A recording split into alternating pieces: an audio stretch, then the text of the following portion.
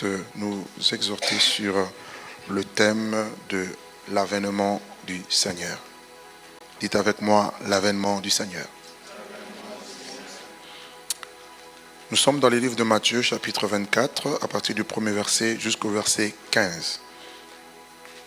Et puis nous lirons Luc, chapitre 21. Matthieu, chapitre 24, à partir du verset 1er, il dit: Comme Jésus s'en allait au sortir du temple, ses disciples s'approchèrent pour lui en faire remarquer les constructions. Mais il leur dit: Voyez-vous tout cela? Je vous le dis en vérité, il ne restera pas ici pierre sur pierre qui ne soit renversée.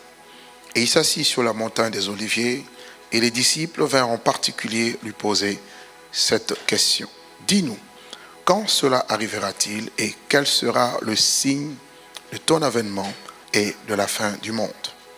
Jésus leur répondit: Prenez garde que personne ne vous séduise, car plusieurs viendront sous mon nom, disant: C'est moi qui suis le Christ, et ils séduiront beaucoup de gens. Vous entendrez parler de guerre et de bruit de guerre. Gardez-vous d'être troublés, car il faut que ces choses arrivent. Mais ce ne sera pas encore la fin. Une nation se lèvera contre une nation, et un royaume contre un royaume, et il y aura en divers lieux des famines et des tremblements de terre, et tout cela ne sera que le commencement des douleurs. Alors on vous livrera au tourment, et l'on vous fera mourir, et vous serez haïs de toutes les nations à cause de mon nom. Alors aussi plusieurs succomberont, et ils se trahiront, et se haïront les uns les autres.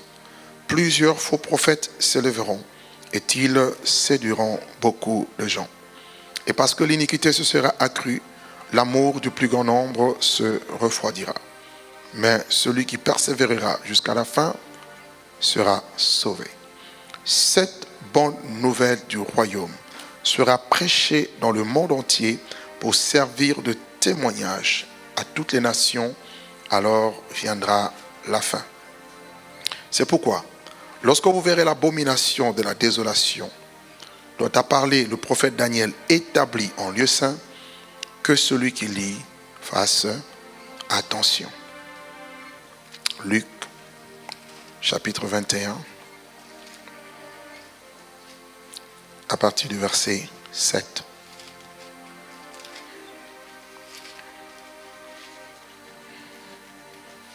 Il est dit ceci, Luc 21, à partir du verset 7. Et ils lui demandèrent: Maître, quand donc cela arrivera-t-il et à quel signe connaîtra-t-on que ces choses vont arriver? Mais Jésus répondit: Prenez garde que vous ne soyez séduits, car plusieurs viendront sous mon nom, disant: C'est moi, et le temps approche. Ne les suivez pas. Quand vous entendrez parler des guerres et des soulèvements, ne soyez pas effrayés, car il faut que ces choses arrivent premièrement, mais ce ne sera pas encore la fin. Alors il leur dit: Une nation se lèvera contre une nation, et un royaume contre un royaume, et il y aura des grands tremblements de terre, et en divers lieux des pestes et des famines. Il y aura aussi des phénomènes terribles et des grands signes dans le ciel. Amen. L'avènement du Seigneur. Quand on parle du mot avènement, c'est un mot tiré du grec parousia. Avènement, dans le grec, c'est parousia. La parousia ou la parousie nous parle de la venue ou la manifestation visible du Seigneur. Lorsque Dieu va venir, Christ bien sûr, sur la terre. Il y a eu plusieurs prophètes, avant même la première venue de Jésus, qui avaient annoncé la naissance de Christ, ou encore du Messie. Plusieurs. Ésaïe notamment, qui fut d'ailleurs appelé, baptisé le prophète messianique. Il a donné plusieurs paroles prophétiques concernant la venue du Messie. On nous parle de Daniel, on nous parle de Jérémie, Ézéchiel, et Michée même qui va donner des précisions concernant le lieu de sa naissance. Il devait naître à Bethléem, petite dans les milieux de Juda. Voyez? Et tous ces prophètes ont eu à annoncer la venue du Messie. Et plusieurs siècles avant, bien sûr. Ésaïe, par exemple, a prophétisé 8 siècles avant. Vous imaginez? 800 ans avant, il donne une parole et 800 ans après, ça s'accomplit. Donc, comme pour dire que le temps est maîtrisé par Dieu seul. La Bible appelle le maître des temps et des circonstances. Amen. Amen. Et les prophètes qui avaient annoncé sa venue et toutes ces prophéties concernant la venue de Jésus, du Messie, ces prophéties se sont accomplies littéralement. C'est comme pour dire qu'elles étaient certaines, elles étaient vraies, elles étaient authentiques, puisqu'elles ont eu, ces prophéties bien sûr, leur accomplissement dans le temps. Celui qui devait venir est venu. Il a accompli son ministère, il est mort, il est ressuscité 3 jours après, mais il a aussi annoncé qu'il allait revenir. Lorsqu'il est monté dans Actes chapitre 1, pendant qu'il se séparait de ses disciples, il est monté au ciel par une nuée. Enveloppé par une nuée, il est parti. Et pendant que les apôtres étaient là, arrêtés sur le mont des Oliviers, en train de regarder Jésus en train de partir au ciel, les anges vont apparaître, leur dire, ce même Jésus qui est monté, qui est parti comme ça, il reviendra de la même manière. Donc de la même manière qu'il est parti, de la même manière qu'il va revenir. Et la parole de Dieu décrit qu'il vient et il vient bientôt. Et les disciples le savaient. Et d'ailleurs, ils étaient un peu perplexes par rapport à la première venue du Seigneur parce que selon eux, le Messie, même s'il annonçait le royaume de Dieu, il devait aussi rétablir le royaume d'Israël. C'est-à-dire sortir Israël de la domination romaine, parce que Israël à l'époque, par la Palestine, était dominé, contrôlé par l'Empire romain qui était le plus grand empire de l'époque, le 4e empire. Après Babylone, les Mèdes et les Perses, et puis l'empire grec, il y a eu l'empire romain. Vous voyez? C'est pourquoi même Jean-Baptiste, dans la prison, se posait la question, mais es-tu celui qui devait venir ou devons-nous en attendre un autre? Parce qu'ils n'avaient pas bien compris la première mission ou encore la première venue du Seigneur, du Messie. Il était venu apporter la paix dans les cœurs des hommes, rétablir la relation de l'homme avec Dieu au travers de son sacrifice à la croix, mais aussi annoncer, bien évidemment, un retour futur et un retour proche. Et les disciples le savaient. Et un jour, ils montrent à Jésus les belles pierres qui faisaient l'ornement du temple. Et Jésus leur dira, vous voyez toutes ces pierres de ce temple, il ne restera pas ici pierre sur pierre qui ne soit renversée. Suivez bien parce que ça c'est un message très important. Beaucoup de chrétiens aujourd'hui sont effrayés parce qu'ils ne connaissent pas la Bible. Ils ne connaissent pas non plus la prophétie. Et quand le monde est secoué, ils sont aussi secoués. Alors que tout est écrit dans la parole de Dieu. Il n'y a rien de nouveau. Nous devions avoir une longueur d'avance que les gens du monde et avoir la foi pour leur communiquer la foi. Mais si nous-mêmes, nous n'avons plus la foi, qu'allons-nous faire? Quand les fondements sont ébranlés, le juste, que fera-t-il? Nous dit la parole de Dieu. Il dit, voyez-vous, il ne restera pas ici pierre sur pierre qui ne soit renversée. Et les disciples, interpellés par cette réponse, ils vont dire au Messie, dis-nous quand est-ce que ces choses arriveront-elles? C'est-à-dire la destruction du temple. Il était question du temple que Salomon avait construit, qui a été détruit bien évidemment, rebâti par la suite, au temps de Zorobabel et autres. Et il dit, et Christ annonce maintenant sa destruction.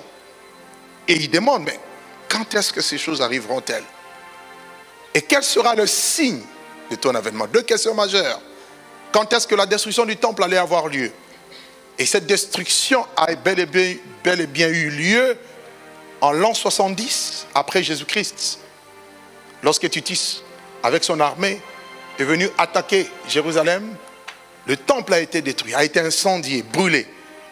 Et on a démonté pierre sur pierre.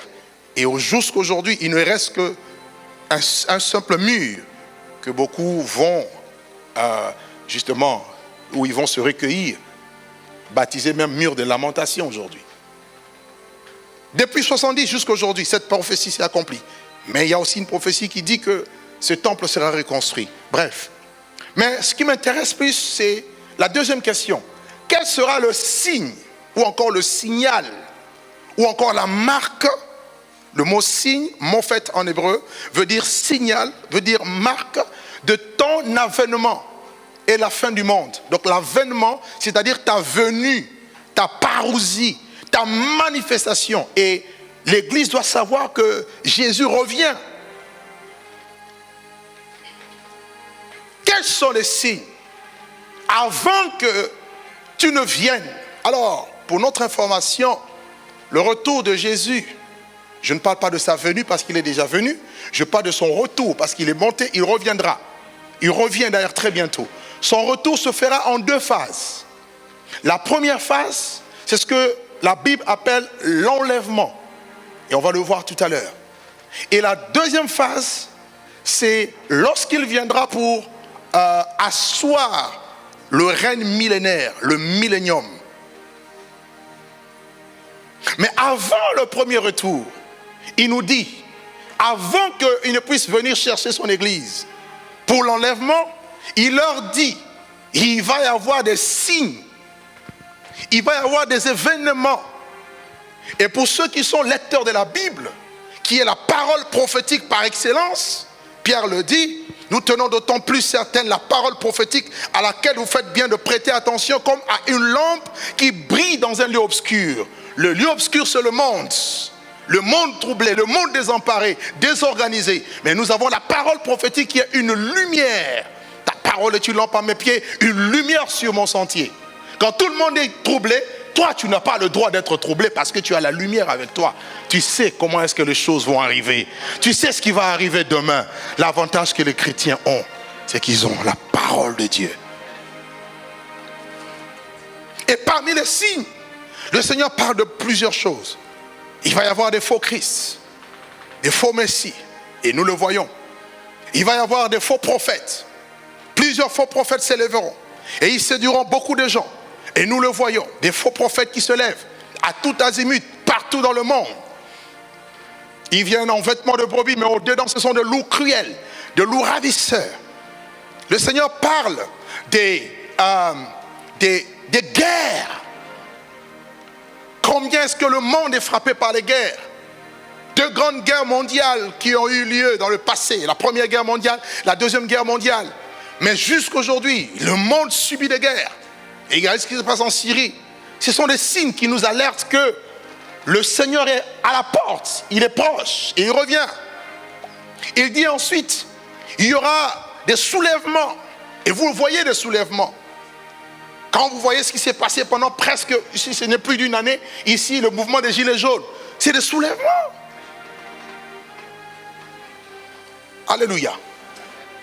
Nous le voyons sous nos yeux. Ce sont des alertes. Dieu est en train d'alerter ceux qui sont connectés à Dieu, ceux qui sont enfants de Dieu, comprennent le langage ou le code de Dieu. C'est des signaux, des soulèvements. On ne parle pas des tremblements de terre en divers lieux. Et vous voyez tous ces tremblements qui secouent le monde aujourd'hui. En divers lieux, il y a des tremblements de terre. La Bible parle des famines, la crise sur le plan économique, la pauvreté, le taux de pauvreté qui est en train de grimper dans le monde. Si vous suivez un peu les informations sur l'économie mondiale, vous allez vous rendre compte que vraiment la majorité des populations de la terre sont en train de crever, de croupir sous le poids de la pauvreté. C'est vraiment ce qui se passe. Avec l'inflation, le coût de la vie augmente, mais les revenus n'augmentent pas. La vie devient difficile. Vous le voyez, oui ou non? Nous le sentons, oui ou non? Et c'est partout dans le monde. Ne pense pas que si tu fuis la France, tu vas ailleurs, tu vas te sentir à l'aise. C'est faux. Récemment, j'étais au Canada, j'ai vu le nombre des délinquants, non plutôt, des clochards, des gens qui sont en train dehors, en train de quémander. C'est horrible. Tout simplement parce que c'est ce que la parole de Dieu a annoncé. Ce que Dieu a eu soin de nous laisser comme message pour que chacun de nous puisse se préparer.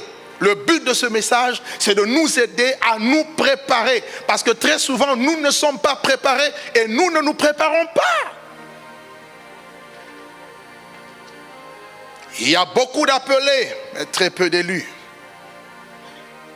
Qui sont ceux qui acceptent la préparation? Ceux qui considèrent ce qui est dit. Pas ceux qui viennent à l'église pour chercher autre chose que Jésus. Parce qu'aujourd'hui, on vient à l'église pour chercher autre chose. Pas Jésus. On vient pour le mariage, on vient pour l'argent, on vient pour la réussite personnelle, on vient pour avoir une notoriété, une célébrité. D'ailleurs, là, Dieu nous montre que vos célébrités, là, c'est fini. Puisque maintenant, il limite le nombre des rassemblements. Va démontrer encore tes vestes, tes manteaux, tout ça là. C'est là où on verra la véritable foi. On peut en rire. Je sais de quoi je parle. Sommes-nous prêts? Est-ce que l'église est prête? Est-ce qu'ici nous sommes prêts? Nous sommes en train de vivre les prémices d'un tourbillon mondial, d'une conspiration mondiale. On est en train de tester comment est-ce que l'humanité va réagir face à des grandes crises pour préparer la marque de la bête. S'aimer la terreur, la peur et la psychose pour ensuite proposer des solutions que tout le monde doit accepter.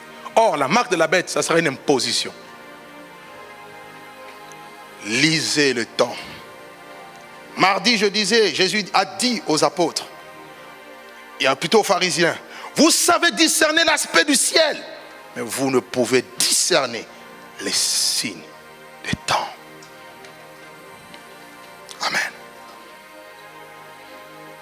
Et tous ces signes sont comme des alertes. Lorsque comme une femme est enceinte, elle doit accoucher, elle sent des contractions. Elle a ce qu'on appelle les douleurs. Elle éprouve les douleurs de l'enfantement. Elle commence à perdre les os. Elle sent des contractions. Elle sait pertinemment que l'heure d'accoucher arrive. Lorsque ces choses vont se compliquer, les choses vont devenir difficiles. Difficiles à supporter, difficiles à gérer. Ça veut dire que le Fils de l'homme n'est pas loin. Mais sommes-nous prêts? Depuis hier 18h, nous sommes là pour la prière. C'est le message qui retentissait dans mon cœur. De demander à l'église, es-tu prêt? Es-tu prête? Tu penses peut-être l'être, mais je ne pense pas que beaucoup le sont. Alléluia.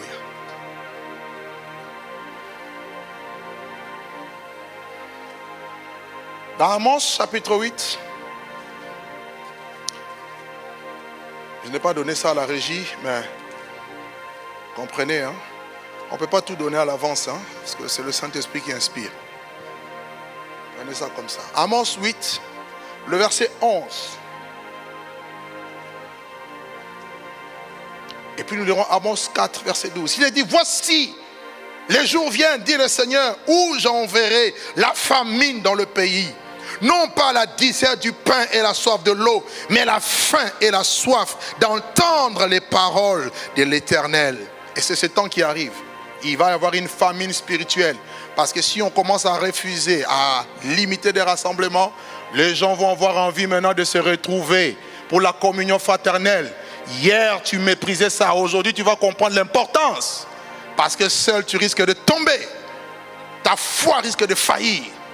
Dit la parole de Dieu. La famine spirituelle qui va sévir le monde. Et il nous dit, ils seront errants d'une mer à une autre, du septentrion à l'orient. Ils iront ça et là pour chercher la parole de l'Éternel et ils ne la trouveront pas. Parmi les famines, il n'y a pas que la famine physique, mais il y a aussi la famine spirituelle, où les gens vont chercher la parole pure, la parole véritable capable de nourrir leur âme. Malheureusement, ils ne la trouveront pas. Amos 4, verset 12. Amos 4, verset 12. La parole de Dieu déclare ceci. C'est pourquoi je te traiterai de la même manière, Israël. Et puisque je te traiterai de la même manière, prépare-toi à la rencontre de ton Dieu, ô Israël. Et regarde ton voisin, dis-lui, prépare-toi à la rencontre de ton Dieu. Dis-le lui à haute voix, dis-lui, ma soeur, mon frère, prépare-toi à la rencontre de ton Dieu. Lorsque vous allez voir ce signe, qu'est-ce que Dieu veut annoncer à son peuple? C'est qu'il n'est pas loin. Mais sois prêt à la rencontre de ton Dieu. Amen.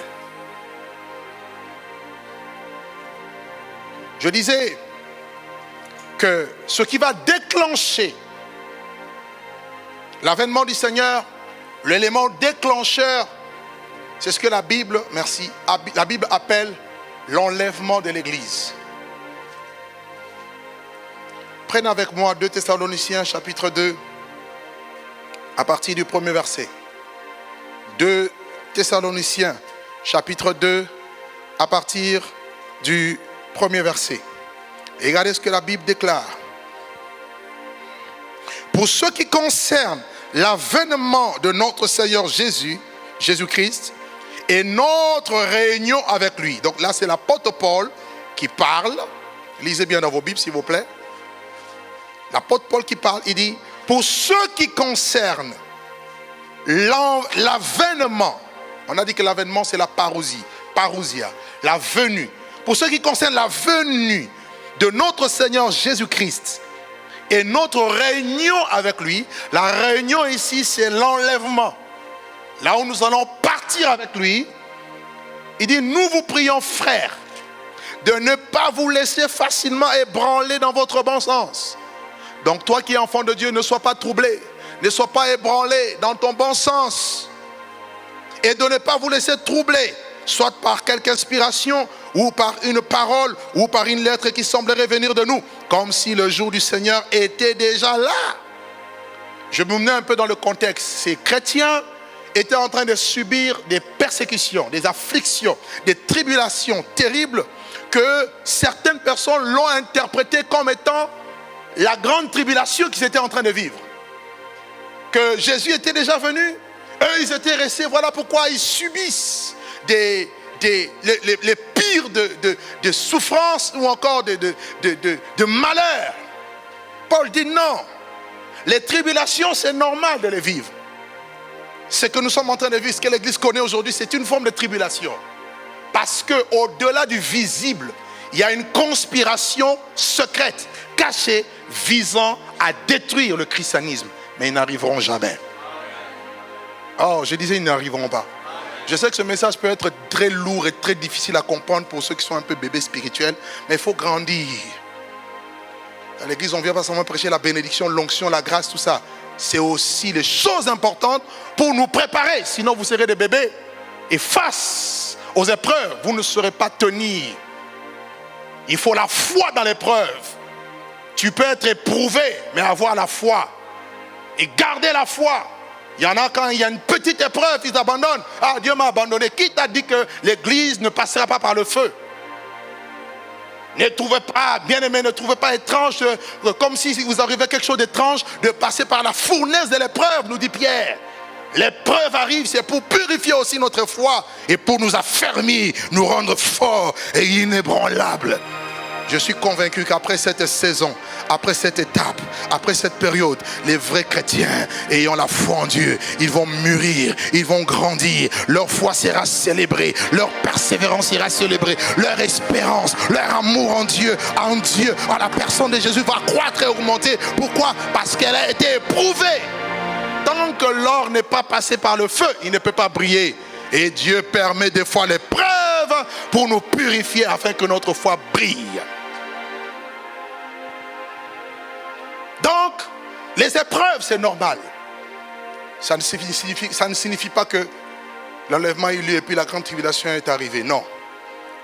Dans Jean chapitre 16, verset 33, Jésus a dit, vous aurez des tribulations dans le monde, mais prenez courage, j'ai vaincu le monde. Il n'a pas dit, je vais enlever les tribulations. Vous aurez des tribulations. Dis à ton frère, tu auras des tribulations. Non, dis, tu n'as pas envie de dire, c'est la vérité. Même si tu ne dis pas, ça va venir. La différence, c'est être bâti sur le roc. Si tu es sur le sable, tu seras emporté. Ça viendra. Et je vous dis la vérité. On n'est pas là pour vous caresser dans le sens du poil, pour vous dire, tout va aller bien. Ce n'est pas vrai. Ce n'est pas vrai. Tout peut aller mal. Mais avec Jésus, avec la foi, tout va bien. Alléluia. Et ma foi ne dépend pas de l'environnement. Ma foi dépend de ma relation, de ma communion avec Dieu. Le monde peut être ébranlé, mais je suis adossé à Jésus. Je suis bâti en Jésus. C'est là la différence, toute la différence. Tous ceux qui veulent vivre pieusement en Jésus-Christ, ils seront persécutés. Et verset 3 de 2 Thessaloniciens, Paul continue. Que personne ne vous séduise d'aucune manière. Car il faut que l'apostasie soit arrivée auparavant et qu'on ait vu paraître l'homme impie, le fils de la perdition, l'adversaire qui s'élève au-dessus de tout ce qu'on appelle Dieu ou de ce qu'on adore. Il va s'asseoir, jusqu'à s'asseoir dans le temple de Dieu, se proclamant lui-même Dieu. Nous parlons de l'avènement du Seigneur. Ici, l'apôtre Paul nous donne deux informations majeures qui vont précéder la venue de Jésus. La première des choses, ici, dans ce contexte, que l'apôtre Paul met en exergue ou en avant, il dit avant l'avènement, avant l'enlèvement, il va y avoir l'apostasie. Et l'apostasie, c'est quoi? C'est la défection de la foi. C'est l'abandon de la foi. C'est ça l'apostasie. 1 Timothée 4, versets 1 à 2. L'Esprit dit expressément que dans les derniers temps, quelques-uns abandonneront la foi pour s'attacher à des esprits séducteurs et à des doctrines des démons. L'abandon de la foi sur trois plans. Sur le plan spirituel, sur le plan moral et sur le plan doctrinal. C'est-à-dire spirituellement, beaucoup vont abandonner la foi. Moralement, beaucoup vont abandonner la foi. Et doctrinalement, sur le plan doctrinal, il y en a qui vont s'écarter de l'évangile. Quand Paul dit, vous devez retenir l'évangile dans les termes que je vous ai annoncés, autrement, vous aurez cru en vain. Et c'est ce qui se passe aujourd'hui. Des gens fréquentent l'église, mais moralement, leur vie vivent dans le péché, dans la débauche, apostasie. Spirituellement, il y en a qui viennent à l'église, ils mélangent de Dieu, ils ont Jésus avec des fétiches et autre chose. Ils adorent Jésus, mais ils sont dans le monde. Vous les retrouvez dans les concerts mondains païens. Apostasie sur le plan spirituel. Et sur le plan doctrinal, n'en parlons pas. Et les faux évangiles qui sont propagés aujourd'hui dans le monde entier. Et la Bible avait annoncé ces choses. Et nous sommes en train de le voir. Beaucoup de gens vont avoir la démangeaison d'entendre des choses agréables. Et ils vont détourner l'oreille de la vérité pour se tourner vers des fables. C'est le temps dans lequel nous sommes, l'apostasie. Paul a dit, vous verrez l'apostasie. Et l'apostasie est en train d'augmenter. Ne vous fiez pas au nombre de gens qui fréquentent les églises. Le jour de l'enlèvement, il y aura des surprises. C'est pour cela qu'on a vu dans Amos 4, prépare-toi à la rencontre de ton Dieu. Ne suis pas le mouvement, ne suis pas la masse. Sois sérieux avec Dieu. C'est une question personnelle et individuelle. Ah, ma famille, ah, mes frères, mes sœurs. Frères, sœurs, le jour de l'enlèvement, Jésus a dit de deux qui seront sur un lit, un homme et une femme bien sûr, mariés. L'un sera pris, l'autre sera resté. Ah, à cause de mon mari, je ne prie pas. À cause de ma femme, à cause. Ah bon, continue.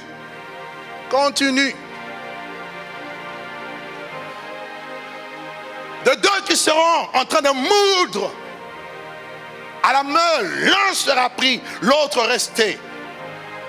Beaucoup de moules aujourd'hui, les affaires, les entreprises, les études, toutes ces choses c'est bien. Tout ce qu'on fait c'est bien, mais la préparation c'est mieux. Parce que nous sommes à la veille de l'éternité, on peut laisser toutes ces choses du jour au lendemain. Vous vous imaginez, tu as abandonné la foi et ton objectif c'est de devenir riche. Ok, deviens riche, il n'y a pas de problème. Mais tu as perdu la foi en devenant riche. Quoique les riches, je ne dis pas que tous les riches n'ont pas la foi. Non, tu peux être riche et avoir la foi. Le plus important c'est la foi et pas la richesse. Mais sois riche en ayant la foi plutôt que d'être riche sans la foi.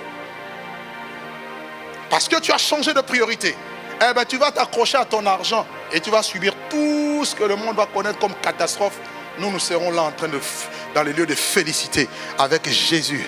Alléluia. Oh, je n'aimerais jamais rater ça. Oh, je laisserai maison, je laisserai argent, je laisserai voiture, je laisserai toutes ces choses. Mais je serai auprès de mon Dieu. Je serai là avec lui. Et nous serons tous les jours avec lui dans les lieux de félicité. Frères et sœurs, une joie parfaite où il n'y aura plus de douleur, il n'y aura plus de larmes, il n'y aura plus de problèmes, il n'y aura plus de maladies, il n'y aura plus de conflits, il n'y aura plus de si. Tout ce que tu connais de négatif, ça prendra fin. Parce que nous entrerons dans un lieu de félicité éternelle avec lui. Là-haut dans la présence de Dieu. Vous vous imaginez? Et pour cela, tu préfères hypothéquer cela à cause de la terre? Jamais.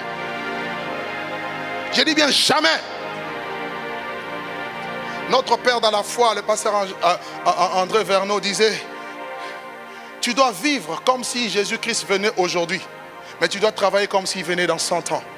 C'est-à-dire tu dois continuer ton travail, mais dans tes priorités, la qualité de ta vie doit être correcte par rapport à Dieu. Dire que Jésus revient bientôt ne veut pas dire abandonner les études ou quoi. C'est pas ce que je suis en train de dire. Comprenez bien mon langage. Quelle est ton attitude? Comment réagis-tu? Et quelles sont tes priorités dans la vie? Est-ce Christ ou autre chose? Deuxième signe qu'il dit. Nous allons voir l'homme impie. Il dit, l'apostasie doit arriver auparavant et qu'on ait vu l'homme impie, le fils de la perdition. C'est là où je vais m'arrêter pour parler de l'enlèvement, pour clore. Deuxième chose, il dit, dans la parousie, nous allons voir l'homme impie. Il n'est pas dit que nous allons subir le système ou encore la domination que l'homme impie va mettre en place. Parce que c'est ça leur plan. C'est le plan que Nimrod avait initié. Dans Genèse 10, Genèse 11. Toute la terre parle les mêmes langues. Une même langue, pardon. Ils avaient tous les mêmes mots, la même vision. Ils ont dit, réunissons-nous dans le pays de Shinéar.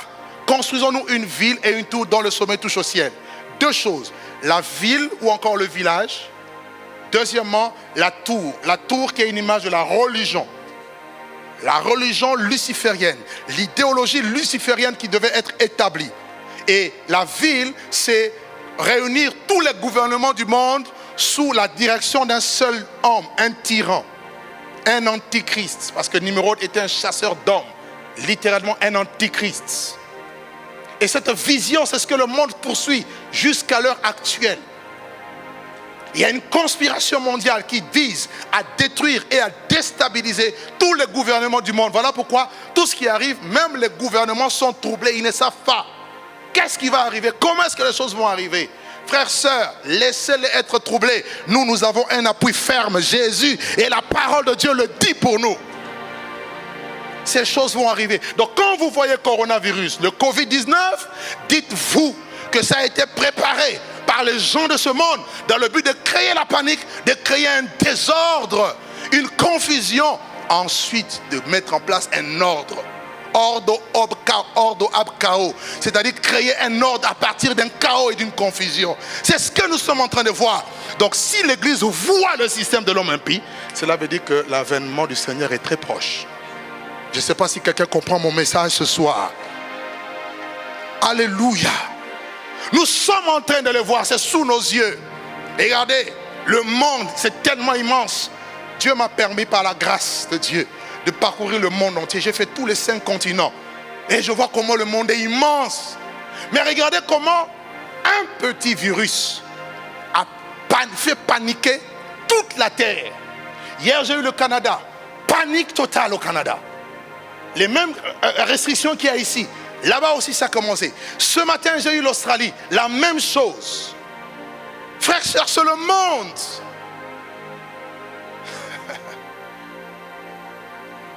Église, ouvre tes yeux. Ouvre tes yeux, s'il te plaît. Ouvre tes yeux, s'il te plaît. Ouvre tes yeux, s'il te plaît. Ça, c'est le message que les prophètes doivent prêcher à ce temps et à cette époque. C'est pas dit, je vois l'onction sur toi, je vois le mariage sur toi, je vois tu es habillé, tu as un sous-vêtement rouge. Écoute, je ne suis pas contre ceux qui donnent des précisions comme ça. Et après? Pose la question à ton voisin, et après? Un prophète, il est dans le temps, il est dans l'horloge de Dieu. Saint-Esprit,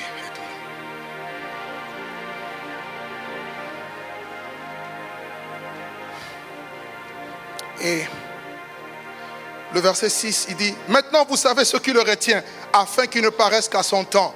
C'est-à-dire que tant que l'Église est sur la terre, l'homme impie ne peut pas paraître. Jamais. Dis avec moi, jamais. C'est pourquoi je vais te dire, ne crains pas. Quand je disais ne crains pas coronavirus, ne crains pas parce que tu n'es pas encore enlevé. Parce qu'après l'enlèvement, c'est là qu'il y aura le chaos, pas avant. Non, ils essaient, ils tentent, mais la présence de l'Église freine. Ils les freinent, ils ne comprennent pas. Oh, tu ne sais pas que la puissance de Dieu est en toi. Tu ne sais pas que tu es en train de mettre des cales.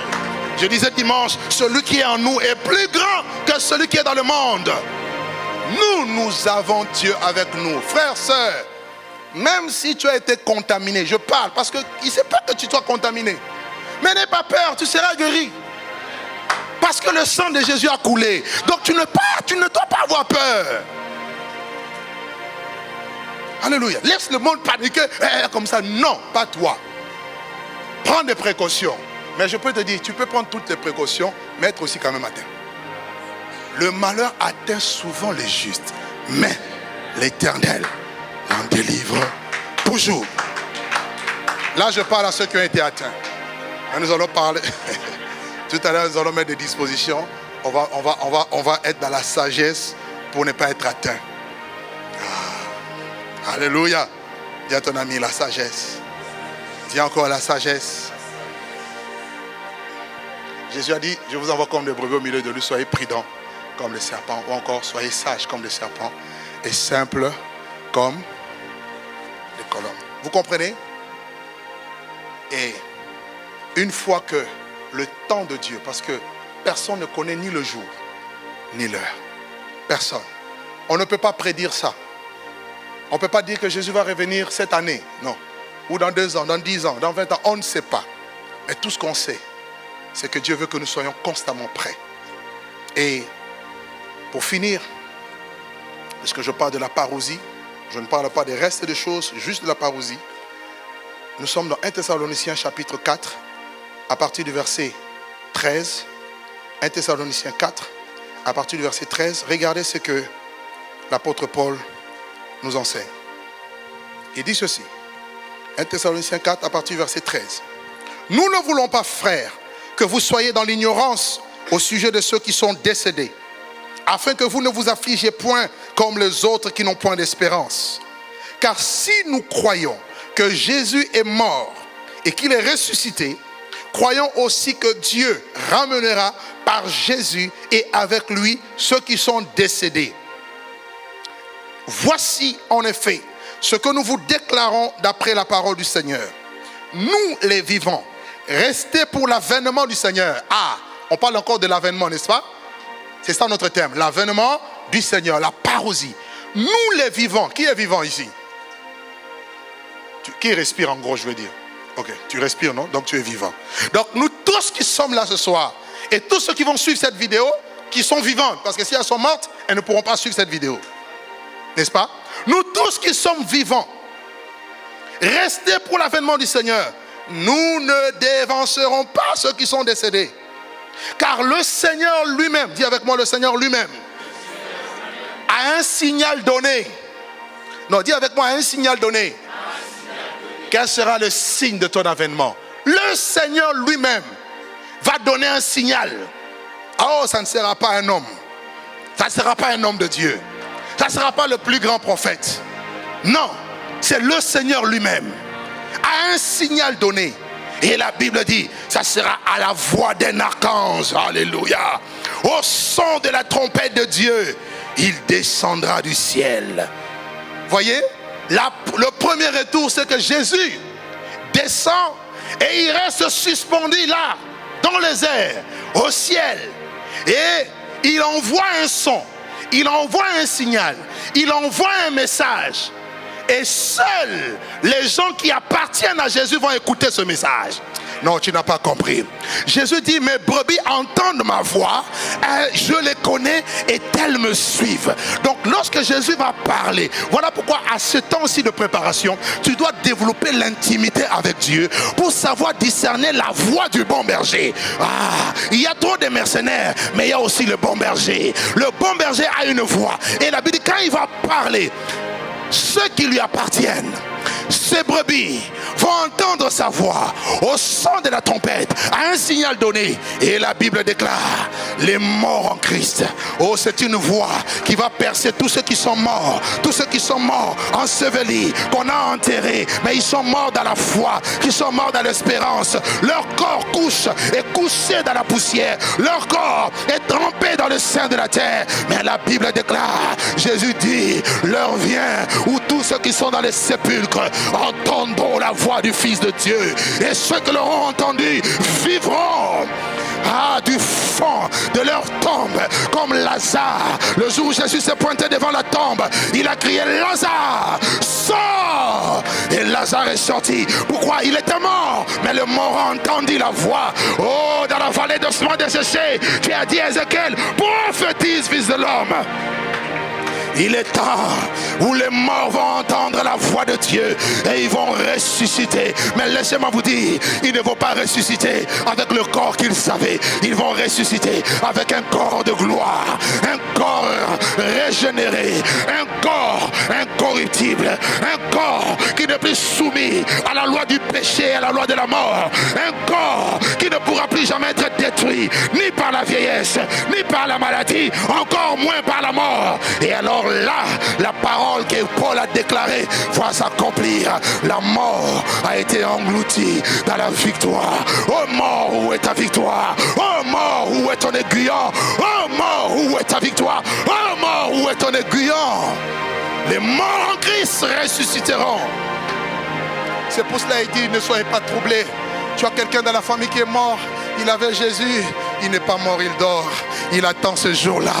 Alléluia. Alléluia. Il attend ce jour-là.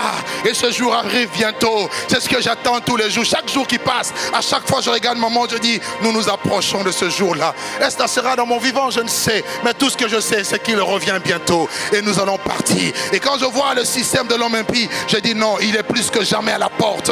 Il est plus que jamais minuit. Dans l'horloge de Dieu, il est minuit. Et au milieu de la nuit, quelqu'un criait, voici l'époux, allez à sa rencontre. Et ceux qui sont connectés à la voix prophétique entendront le son en disant, voici l'époux, allez à sa rencontre. Le temps n'est plus au jeu, le temps n'est plus à la duplicité. C'est le temps de régler sa vie, c'est le temps de se préparer, car Jésus est à la porte. Église, Église, réveille-toi. C'est le temps de se réveiller. Réveille-toi, toi qui dors, et relève-toi d'entre les morts, et Christ éclairera. Voici le temps dans lequel nous sommes en train de traverser. Il ressuscite. Verset 17. Ensuite, nous les vivants, nous qui serons vivants là, qui serons restés, il ne nous a pas oubliés. Il dit, nous serons ensemble enlevés. Dis avec moi, nous serons enlevés. Non, non, dis-le encore, nous serons enlevés. Il y a 3 exemples frappants de l'enlèvement dans la Bible qui certifient que l'enlèvement de l'Église aura lieu. 1. Enoch marcha avec Dieu, il ne fut plus, Dieu l'a enlevé. Par sa foi, il fut enlevé. 2. Élie, un homme de Dieu puissant. Après avoir fini sa mission, il a laissé son manteau à Élisée. Il est monté dans l'enlèvement. Il a été enlevé par des chars de feu. Il est monté. 3. Jésus-Christ lui-même. Le modèle, le chemin, la vérité, la vie. Alléluia. Il fut enlevé. Si les 3 ont été enlevés, cela est la preuve certaine que l'enlèvement aura bel et bien lieu. Si tu le doutes, c'est ton problème. Mais je crois en ce que la Bible dit. Les prophètes avaient annoncé sa venue. Il est venu. Il a annoncé sa seconde venue. Sûr et certainement, il revient bientôt. Et nous serons enlevés. Et il dit, avec eux sur des nuées, à la rencontre du Seigneur dans les airs. Vous voyez, il sera là dans les airs. Nous allons quitter la terre. Les morts en Christ sont déjà là. Ils ressuscitent avec nous. Nous montons ensemble. Nous rencontrons le Seigneur dans les airs. et nous sommes avec lui. Voilà pourquoi il dit, je suis parti vous préparer une place. Dans Jean 14, 1. Lorsque je m'en serai allé et que je vous aurai préparé une place, je reviendrai vous chercher, afin que là où je suis, vous y soyez aussi. C'est pourquoi il revient. Parce qu'il ne va pas te laisser. Dans 1 Thessaloniciens 5, verset 9, il dit, Dieu ne nous a pas destinés à la colère, mais à la possession du salut par notre Seigneur Jésus. Cela veut dire, il va nous enlever, parce que après, ça sera la colère de Dieu. Alors là, Covid-19 va ravager vraiment. Pour l'instant, ce n'est pas le cas. Amen, amen. Je ne contredis pas les autorités, mais l'autorité suprême, c'est Dieu. Et je dois dire la vérité. Tout le monde me suit? Je finis. 1 Corinthiens 15. L'avènement du Seigneur. 1 Corinthiens 15, versets 51 à 53. 1 Corinthiens 15, 51 à 53. Et je finis avec ce verset.